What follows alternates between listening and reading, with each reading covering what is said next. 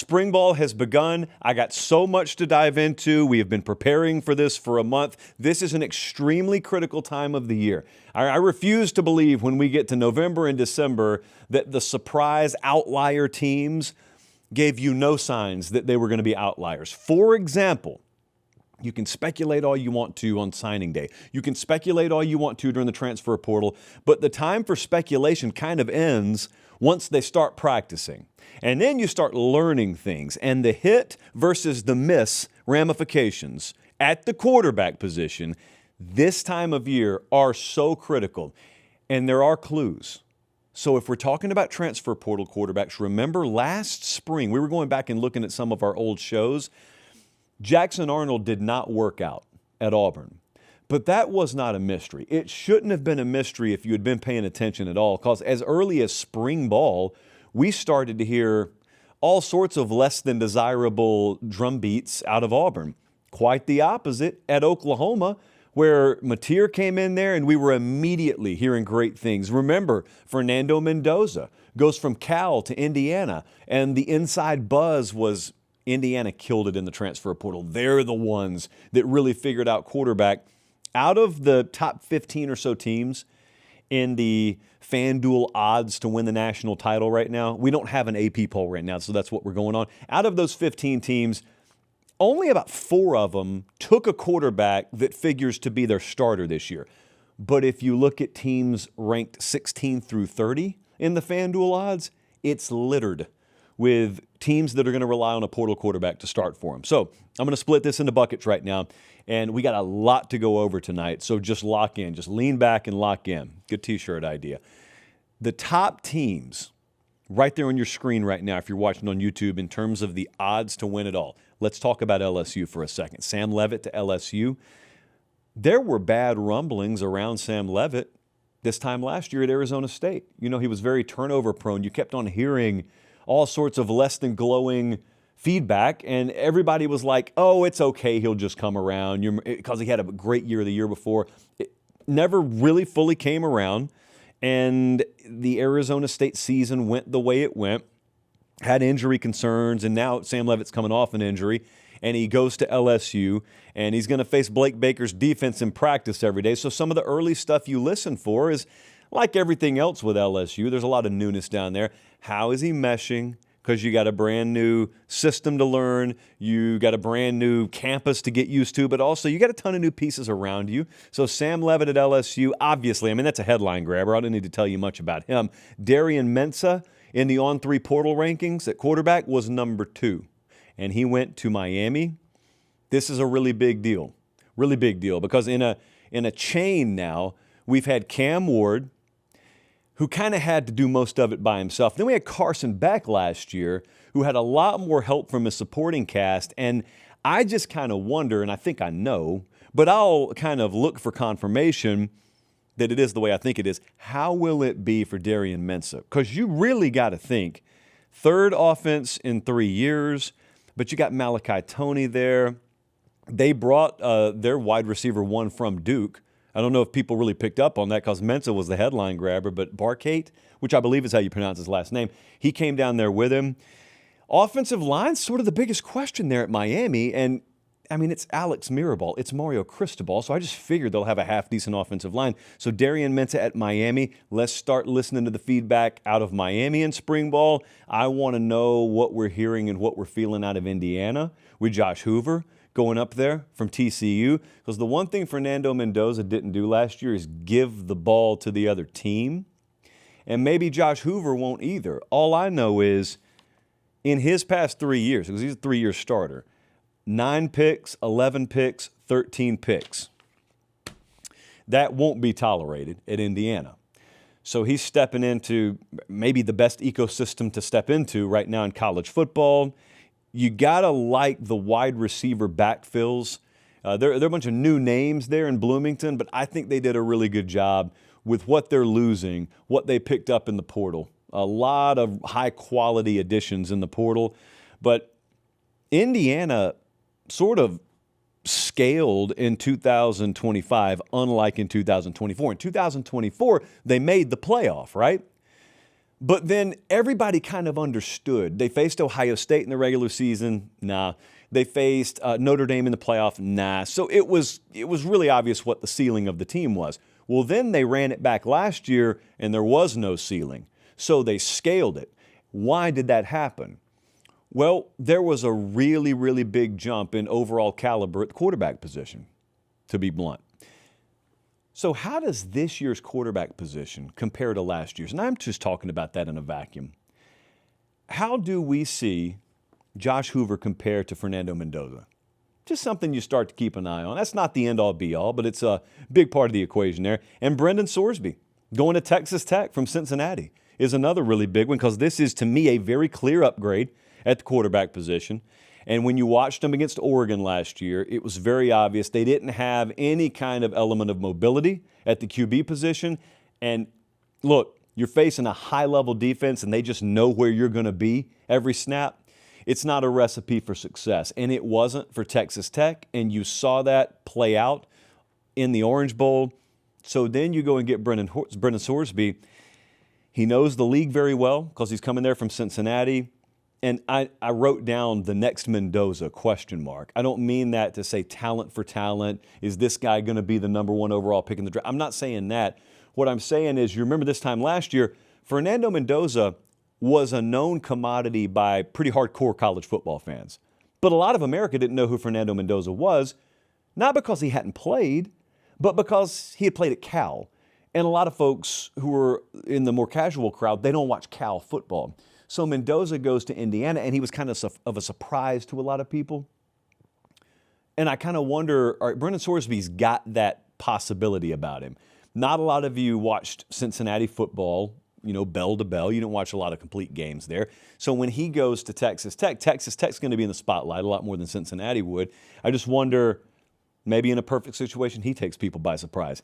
Now, the next group of teams, for broad strokes purposes, we'll just look at the FanDuel odds, teams 11 through 20 in the FanDuel odds. This is where it gets fun because everyone knows about the big boys. Everyone knows about Mensah and Leavitt, but I want to talk to you tonight about DJ Lagway. As we all know, DJ Lagway, formerly the top quarterback in the SEC, and that was per a certain someone's preseason rankings last year. And there's no need to get specific. We don't like calling people out by name on this show. It's rude. We don't do that, especially when it's me that I'm talking about. But DJ Lagway is a guy who has shown flashes in his career. That's what we've gotten from DJ Lagway to this point. He's no longer at Florida. He is at Baylor. Baylor had the number 4 passing offense in college football last year. Baylor is sort of kind of in desperation mode, which is funny because DJ Lagway is kind of in desperation mode right now. Quick 5-second timeout. Check and make sure you're subscribed to the channel. It keeps it free. We love you. All right, back to the show. And somewhere in this group of teams, there will be this perfect inflection point of desperation player, desperation team.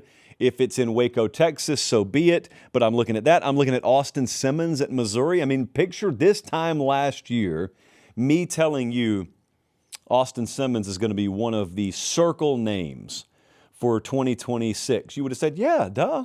Probably going to kill it at Ole Miss this year being 2025. And then I tell you, oh, no. I mean, Austin Simmons is going to be a circle name for Eli Drinkwitz in Missouri. And you'd be like, how'd that happen? And then I go on to tell you the script of 2025. Austin Simmons was circled with red Sharpie. Everyone in Oxford thought he was going to be a star. And it was a little wobbly out of the gate, but then he got hurt. And then Trinidad Chambliss comes in, rest is history, and Austin Simmons just kind of faded. And everyone forgot about him, like no one was talking about him. But here's the thing. He may still very well be the player that Lane Kiffin and the boys over there thought he was going to be. He's just not in Oxford anymore. He's in Columbia, Missouri. So he goes up to Missouri, and he's going to play for Eli Drinkwitz. And there's a ton of what I would call verified hype. Sometimes hype is they put you on the cover of a magazine or someone ranked you so-and-so. Verified hype is the kind of hype where people you really respect and people you really trust thought highly of someone or something. In this case, this dude was good enough to earn the starting nod for Lane Kiffin at quarterback. So there's got to be something there. We'll see how it plays out at Missouri. Again, this is the time of year you start really hearing so-and-so's over the moon excited about the addition they made. Or, and this happens too, so-and-so's not really feeling this addition they made. They're worried they kind of got sold a bill of goods here. Don't know. That's why God invented spring practice. What about Lincoln Kienholz? You know, he's coming from the Big Ten, and I'm going to get to some Big Ten quarterbacks in a second, but Lincoln Kienholz was at Ohio State last year. And remember, unless Ryan Day lied to us, and he never has, but unless Ryan Day lied to us, this dude was locked in a battle with Julian Sayin for QB1 in Columbus. And we've gone over our philosophy about quarterback battles several times. Most people thought Julian Sayin was going to win that job. I thought Julian Sayin was going to win that job. He did win that job. But it went a little longer than some expected before he was announced the starter. Now, there are various schools of thought here. One school of thought is it was just a legit battle that went as long as it went. School of thought number two is, no, it was always Julian Sayin's job. Ryan Day just sort of manufactured the illusion of a quarterback competition as long as he could to make sure he kept as many guys on campus as he could. Then there's this third compartment that almost never gets broached, and it sounds a little something like this. Ryan Day and the offensive staff expected Julian Sayin to win the job. Ryan Day and the offensive staff probably thought Julian Sayin was best equipped to lead the team if he won the job.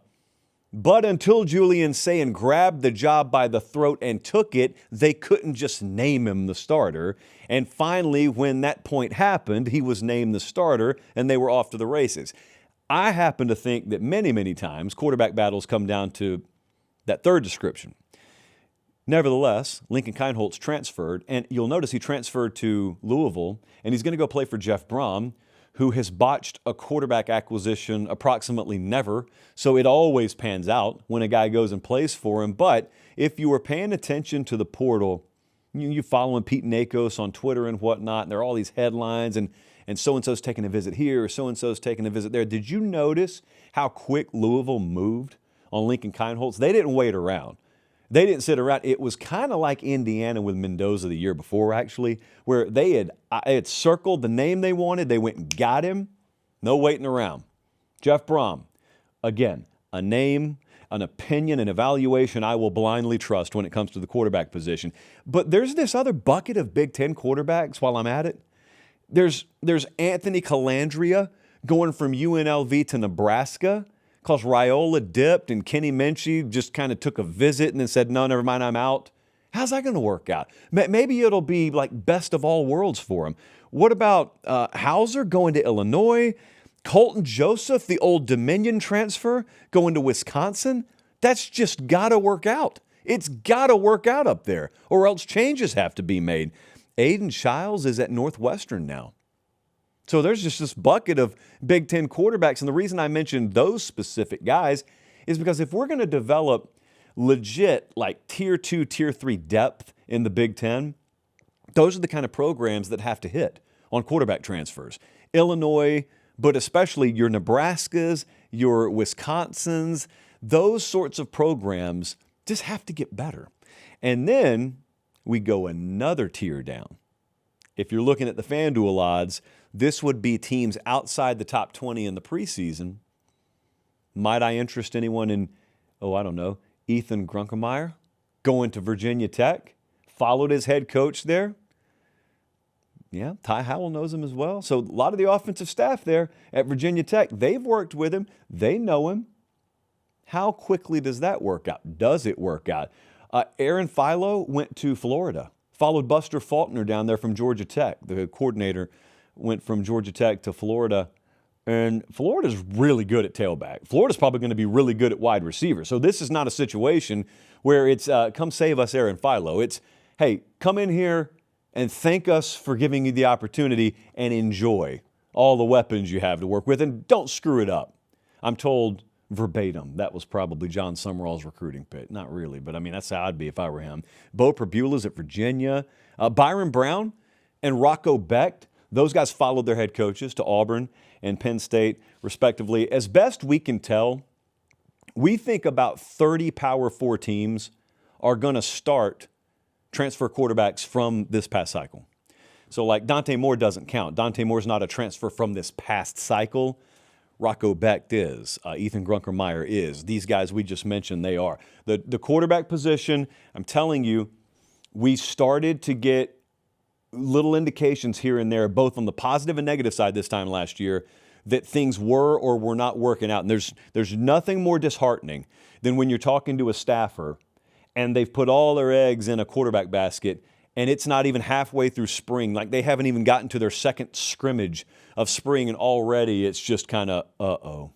And remember, now you don't have the second portal window. All those theories about the shadow portal, and that's its own separate topic. So allegedly, there is no help for you.